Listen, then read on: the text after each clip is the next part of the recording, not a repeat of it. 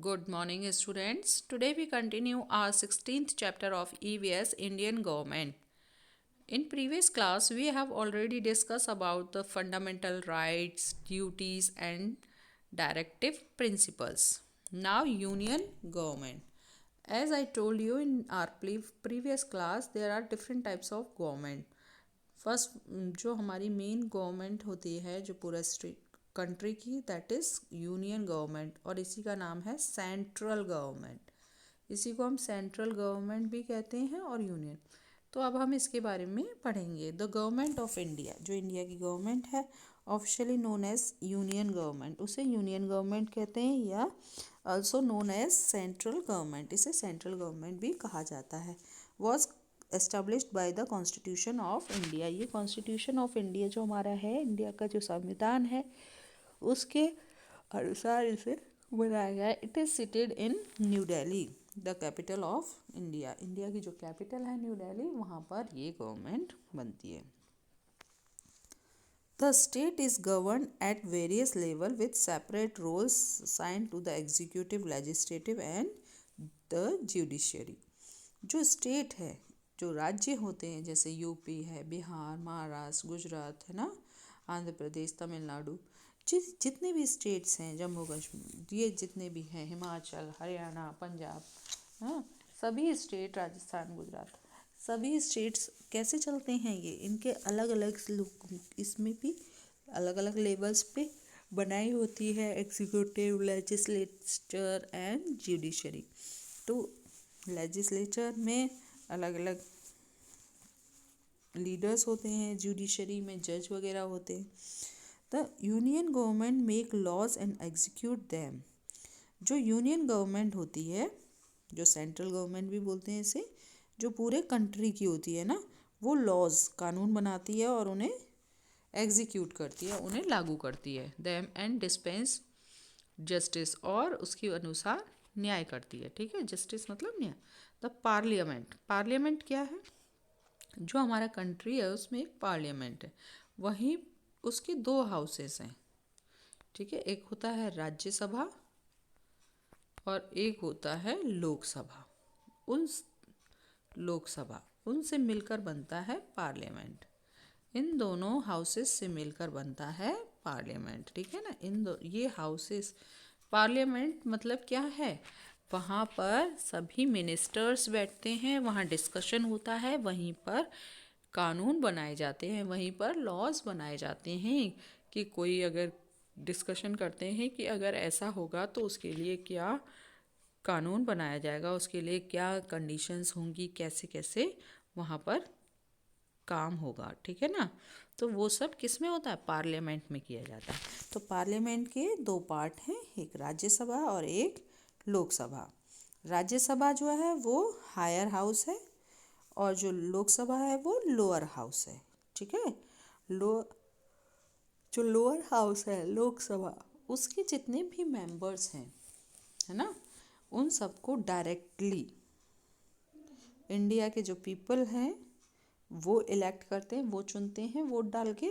और जो राज्यसभा के मेंबर्स हैं उनके लिए हम वोट नहीं डालते हैं, उनको जो हमारी लेजिस्लेटिव असेंबलीज हैं वहाँ के मेंबर्स उनके लिए वोट डालते हैं। अब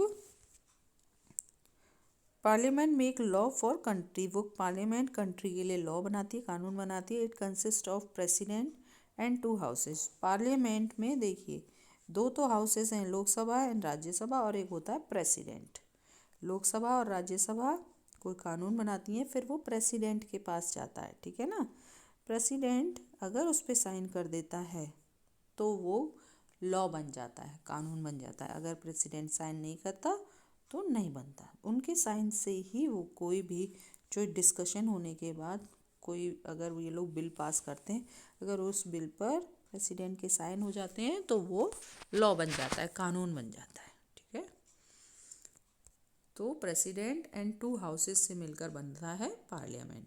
president is the head of country, country का हेड होता है president. He is elected by member of Lok Sabha, Rajya Sabha and legislative assembly for a period of 5 years. President को कौन चुनता है, Lok Sabha, Rajya Sabha and legislative assemblies, legislative assemblies क्या होती हैं, जैसे कंट्री की तो लोकसभा और राज्यसभा है, वैसे ही स्टेट्स में जैसे यूपी, बिहार, पंजाब, राजस्थान, गुजरात, महाराष्ट्र, इन सब में लेजिस्लेटिव असेंबलीज होती हैं, तो वहाँ के मेंबर्स भी होते हैं। तो वो सभी लोग मिलकर प्रेसिडेंट के लिए वोट डालते हैं। द लोकसभा और the is the lower house, Lok Sabha lower house है, up to the directly elected represented of the people, और ये इसके जो मेंबर्स होते हैं लोकसभा के, उन्हें हम लोग चुनते हैं, मतलब इंडिया के लोग वोट डाल के, ठीक है। All the citizen all citizens above the age of 18 year have a right to vote, सभी सिटीजन जिनकी एज 18 ईयर से ज़्यादा है उन सबको अधिकार है वोट डालने का। The member of Lok Sabha are elected for 5 years, जो लोकसभा के मेंबर हैं वो 5 ईयर्स के लिए चुने जाते हैं। The Lok Sabha has 545 member, Lok Sabha में 545 मेंबर्स हैं। Membership of the Lok Sabha required that the person must be a citizen of India age 25 और ओवर। लोकसभा बनने के लिए, लोकसभा का मेंबर बनने के लिए क्या होना ज़रूरी है मैम, कि वो इंडिया का सिटीज़न होना चाहिए, मतलब किसी और कंट्री का होगा तो वो मेंबर नहीं बन सकता, पहली बात। दूसरी बात, उसकी एज जो है कम से कम 25 ईयर्स होनी चाहिए या उससे ज़्यादा। मेंटली साउंड, मतलब वो उसका माइंड सही होना चाहिए, पागल नहीं होना चाहिए। वो should not be bankrupted and has no criminal procedure against him और हर, मतलब कोई भी उसके ऊपर कोई उसने क्राइम नहीं किया होना चाहिए, उसके खिलाफ कोई भी केस नहीं होना चाहिए, कोई गलत काम ना करता हो, मतलब वो है ना। For reserved seats one should be a member of schedule caste और ट्राइब, कुछ सीट्स ऐसी होती हैं रिजर्व, मतलब उन पर सिर्फ शेड्यूल कास्ट या शेड्यूल ट्राइब के लोग ही खड़े हो सकते हैं, मतलब उस और कोई मैम और किसी कास्ट का पर्सन उन सीट्स के लिए नहीं, मतलब चुनाव के लिए वो खड़ा नहीं हो सकता, मतलब वो चाहे कि मैं मेंबर बन जाऊं तो वो उस सीट पर वो नहीं बन सकते, वहाँ पर सिर्फ शेड्यूल कास्ट और शेड्यूल ट्राइब्स होंगी, ठीक है। नेक्स्ट है these member belong to different political parties, ये जो मेंबर्स बनते हैं लोकसभा के वो अलग अलग पार्टीज के होते हैं। पार्टीज़ हैं कंट्री इंडिया के अंदर, कोई बीजेपी है, कांग्रेस है ना, सपा है, बसपा है, जेडीयू है, आरजेडी है ना, ये सब पार्टीज़ हैं। Some are the independent member, कुछ ऐसे भी होते हैं जो किसी पार्टी के नहीं होते, वो अकेले इस तरह वो भी इलेक्शन लड़ते हैं, है ना। The political party with the largest members is called the majority party, जिस पार्टी के लोग ज़्यादा लोग जीतते हैं उस पार्टी को हम बोलते हैं majority party. The members of the majority party in the Lok Sabha elected there leader, जो जिस पार्टी के ज़्यादा लोग जीतते हैं उस पार्टी के लोकसभा में लीडर को चुना जाता है। But when no party get the an absolute majority several party form a coalition, coalition means होता है गठबंधन, मतलब जब ऐसा होता है कि किसी भी पार्टी को ज़्यादा वोट नहीं मिलते हैं ना, तो 2-3 पार्टी मिलकर एक कॉलिशन बना लेती, मतलब गठबंधन बना देती, मतलब एक टीम बना लेती है।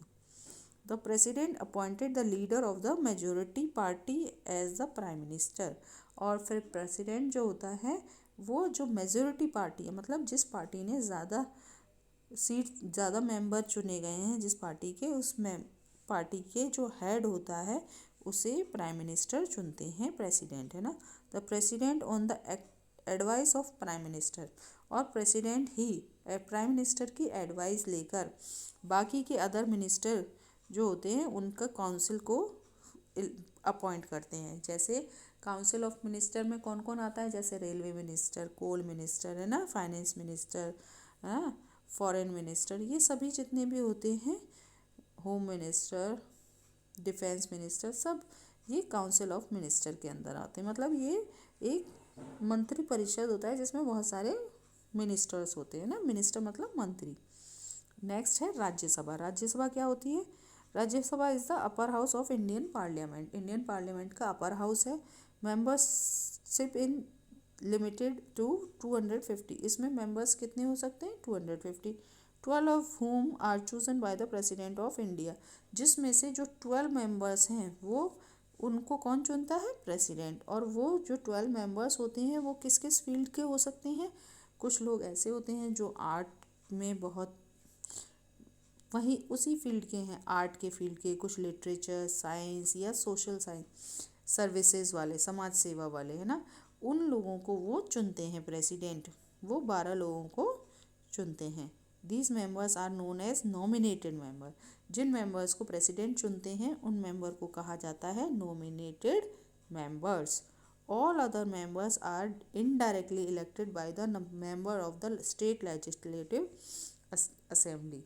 जिस तरह से सेंट्रल में यूनियन गवर्नमेंट के लिए मतलब पार्लियामेंट में होते हैं राज्यसभा और लोकसभा, इसी तरह से स्टेट्स में होती हैं स्टेट लेजिस्लेटिव असेंबलीज। ठीक है, तो वहाँ के जो मेंबर होते हैं वो चुनते हैं राज्यसभा के मेंबर्स को। Rajya Sabha is a permanent house. Rajya Sabha एक परमानेंट हाउस है। So read this chapter up to here. We will continue this chapter tomorrow. Thank you.